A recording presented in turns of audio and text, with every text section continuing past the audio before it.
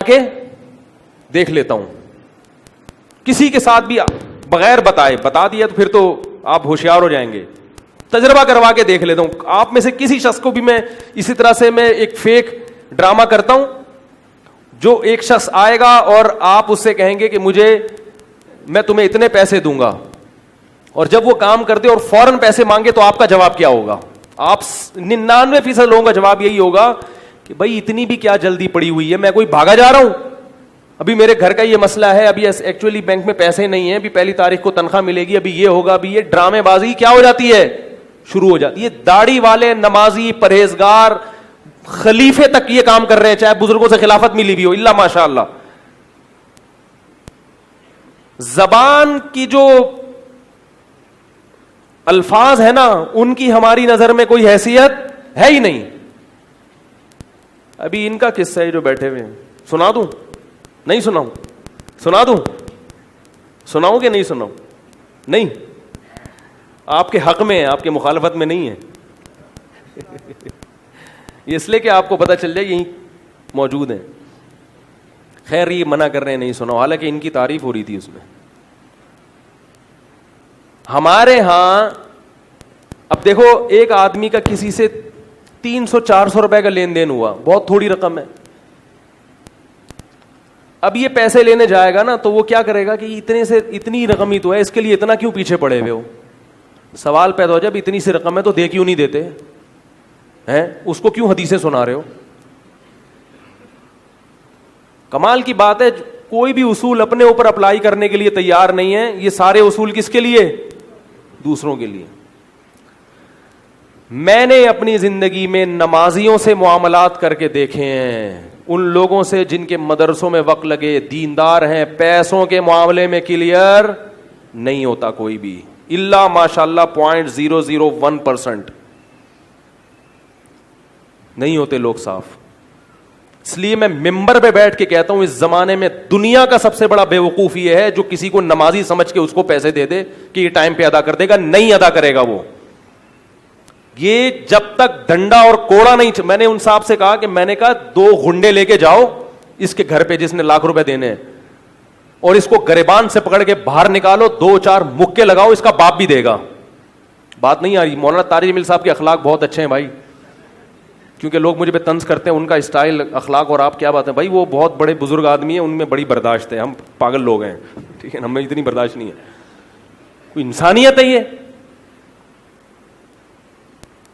میرا کسی سے ماضی میں 15-20 سال پہلے کوئی ایگریمنٹ ہوا,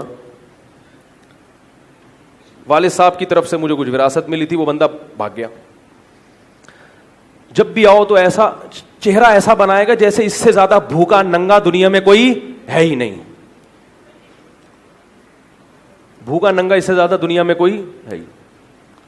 خیر طے ہوا کہ 2,500 کر کے دے گا. 2,500 کی کیا ویلیو ہوتی ہے, ایک بڑی رقم ہو اور وہ 2,500 کر کے آپ بالکل ہی. لیکن خیر کچھ لوگ درمیان میں پڑے, انہوں نے طے کر دیا. میں نے کہا یہ فراڈی آدمی, اس کو میں چھوڑوں گا نہیں. مجھے پیسوں کی الحمدللہ ضرورت نہ پہلے تھی نہ اب ہے. میں نے کہا کوئی ہم سے زکوٰۃ کے نام پہ لے جائے نہ دے دیں گے, بدماشی کر کے لے کے جائے, اس کمبخت کو چترول جب تک نہیں پڑو, اسے جب تک آپ میں دم ہے اسے نکالو پیسے. معاف نہیں کرو ایسے آدمی کو کبھی بھی, کیونکہ معاف کر دیا وہ اور لوگوں کی جیبیں بھی کاٹے گا. کبھی بھی 1 روپے کا لین دین ہونا, کوئی اگر تھوڑی سی بدماشی کرے تو اگر آپ میں طاقت ہے اس سے زیادہ بدماشی کی تو ضرور کریں. سمجھ میں آ رہی ہے؟ پولیس کو لے جائیں, پولیس کو بول دیں, یہ سارے پولیس کو بولے پیسے نکال کے سارے تمہیں دے دوں گا, نہیں چھوڑو اس کے پاس, سارے تمہیں دے دوں گا, وہاں سے نکالو. اور جو ہے نا یہ غریب سی شکل بنا کے ایسے جیسے اس کے بچے مر گئے, اس کا باپ مر گیا, اور دنیا میں اس سے زیادہ, یہ سب ایسے ہی ہوتے ہیں. تجربے ہمارے, پیسے لینے کے وقت کچھ اور دینے کے وقت سب سے زیادہ جھگڑے پیسوں کی وجہ سے ہوتے ہیں معاشرے میں. سب سے زیادہ جھگڑے لین دین میں کھڑے نہیں ہیں لوگ. اور قرآن نے ہمیں یہ بتایا کہ انسان کے کردار کا پتہ مالی لین دین سے چلتا ہے, کہ کریکٹر کا کیسا ہے. یہ قرآن نے مثال دی اہل کتاب کی, فرمایا ان میں برے بھی ہیں اچھے بھی ہیں. بروں کی مثال اللہ نے یہ نہیں دی کہ زنا کرتے ہیں شراب پیتے ہیں, نہ. قرآن نے کہا آتیتم احداہن فرمایا کہ ومن اہل الکتاب من ان تأمنہ بدینار لا یؤدیہ الیک، ان میں بعض ایسے لچڑ ہیں 1 روپیہ تم سے لے لیا تم ان سے واپس نہیں نکال سکتے. فرمایا بعض ایسے ہیں کہ اگر سونے کا پہاڑ بھی دے دو گے تو 1 دھیلا بھی نہیں رکھے گا اور وقت پہ پورے پیسے ادا کر دے گا. انسان کے کردار کا پتہ کس سے چلتا ہے؟ مالی لین دین سے. دیتے ہی نہیں پیسے، یا بیل بجا کے کھڑے ہو جاؤ، پھر الٹا آپ کو آگے ڈانٹے گا کیا یہ 500 روپے کے لیے. ایک صاحب کے پیسے میرے پاس بہت، مجھے تجربہ نہیں تھا، نیا نیا مدرسے سے فارغ ہوا تھا، پتہ نہیں تھا دنیا کدھر جا رہی ہے. جو بھی آ کے کہتا، اور والد صاحب کا اللہ تعالیٰ ان کی مغفرت کرے انتقال ہوا تھا، پیسے اچھے خاصے آئے ہوئے تھے پاس. جو بھی آ کے کہتا، اور بڑے بڑے داڑھی والے ماشاء اللہ بھائی، وہ وہاں انویسٹمنٹ کرنی ہے، آدھے آپ کے آدھے میرے. تو میں پہلے انکوائری کرواتا تھا، بڑا اچھا بھائی، اس سے زیادہ نیک اس محلے میں پیدا ہی نہیں ہوا. ایسا لگتا تھا کہ اگر امام مہدی بنے تو یہ بنے گا. اس وقت یہ باتیں،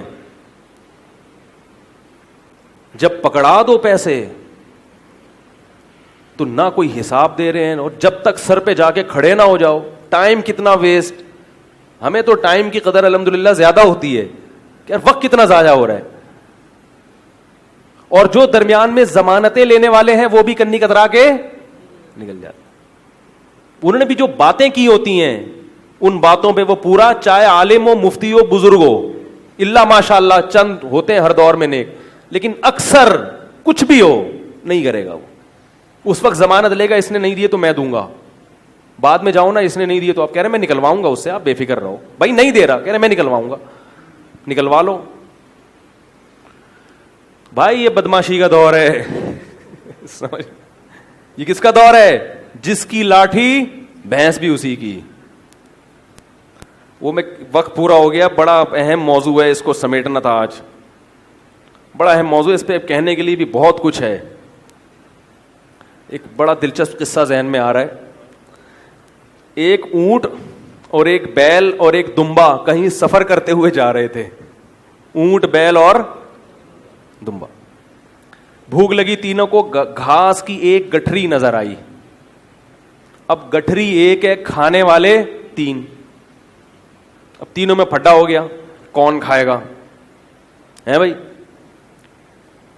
تو تینوں نے کہا کہ بھائی ایک ہم میں جو سب سے پہلے دنیا میں آیا ہے نا، جو پرانا ہونا ثابت کر دے، وہ یہ گٹری کھائے گا، کیونکہ وہ بزرگ ہے. یہ ہم سے، یعنی سب بزرگوں کا احترام ہوتا ہے نا، تو جو سب سے پہلے دنیا میں جو نسل آئی ہے وہ کھائے گی. دمبے نے کہا لو بھائی میں حقدار ہوں.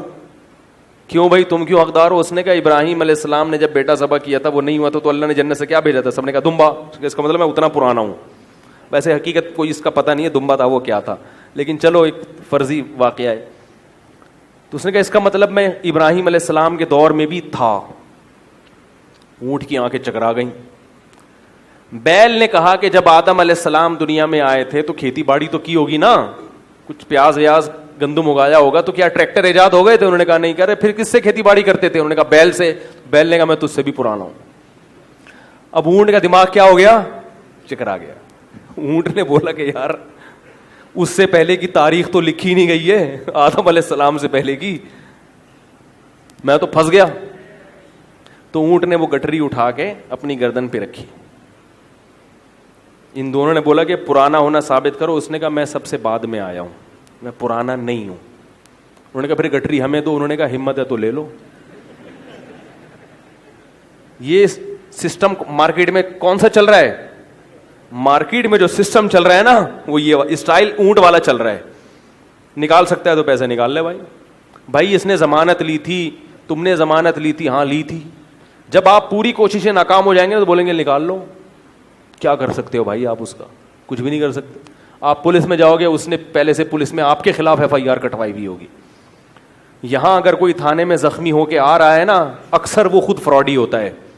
ایک دفعہ میں نے دیکھا ایک آدمی تھانے جا رہا ہے پورا لہو لہان، مجھے بڑا ترس آیا. تو تھانے میں نے پولیس والوں سے پوچھا، انہوں نے کہا یہ کمبخت اس نے مارا ہے سامنے والے کو، خوب پیٹا ہے طبیعت سے، اور پھر خون اس کا اپنے اوپر لگا کے نا 2-4 بلیڈ سے گھنا بن کے آ گیا ہے، مظلوم بن کے. جو تھانے پہلے پہنچ جائے کیس پھر اسی کے حق میں. جو زیادہ رو رہا ہو لوگ سمجھتے ہیں ماشاء اللہ. آپ جب کسی کو ٹکر مارو نا آپ خود رونا شروع کر دو, کسی پہ ظلم کرو خود رونا شروع کر دو,